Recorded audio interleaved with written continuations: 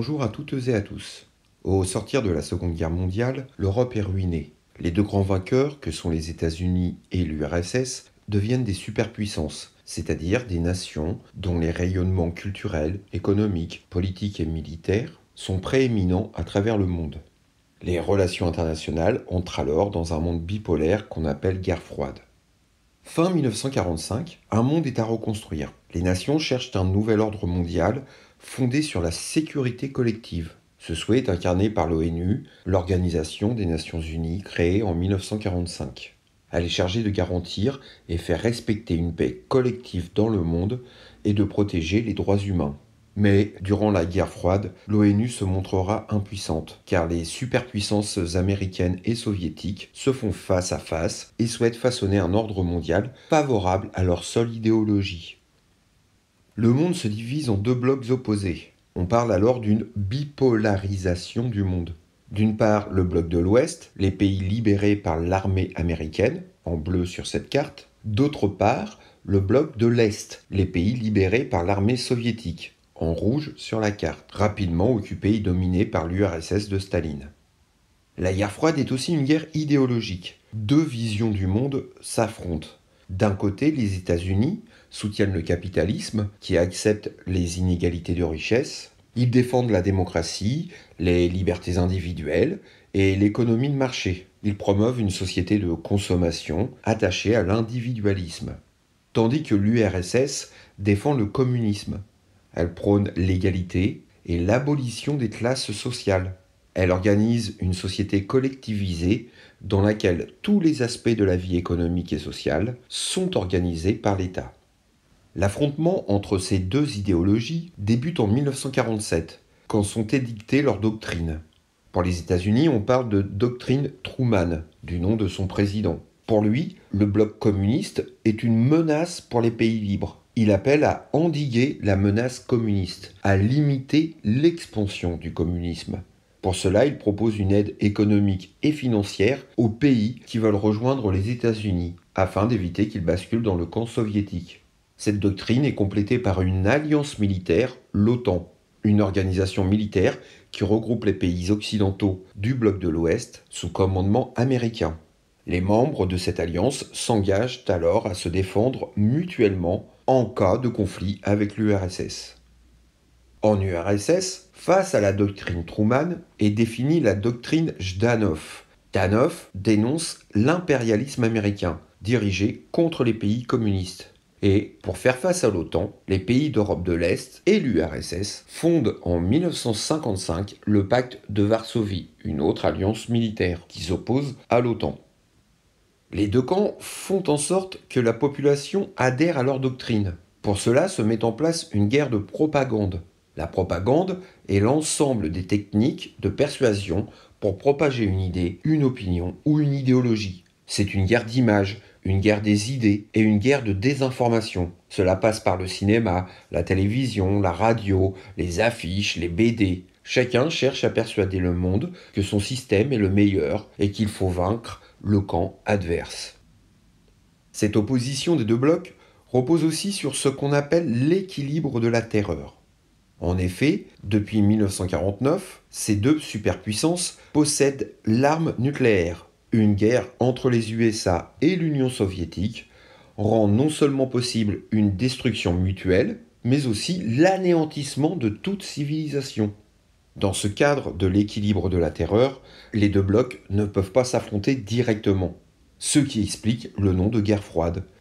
Les deux superpuissances s'affrontent indirectement par des pays interposés où ils soutiennent chacun un camp opposé.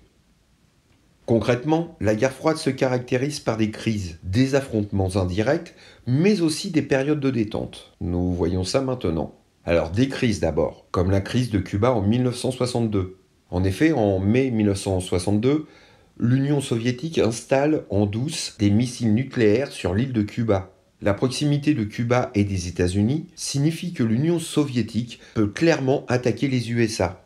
Lors de la découverte des missiles en octobre 1962 toujours, le monde retient son souffle. Et après 13 jours, l'Union soviétique accepte de retirer les missiles, mettant fin à l'une des périodes les plus tendues de l'histoire moderne. Cet événement aurait pu causer une guerre nucléaire sans précédent et détruire le monde tel qu'on le connaît aujourd'hui. Cette période est également émaillée de guerres meurtrières. Il s'agit alors de guerres par États interposés, comme la guerre de Corée entre 1950 et 1953. La Corée est divisée alors en deux zones d'occupation distinctes. L'Union soviétique contrôle la partie nord du pays, les États-Unis la partie sud. En 1948, les deux zones deviennent des États indépendants, mais chacune des parties souhaite l'unification de la Corée sous sa propre tutelle.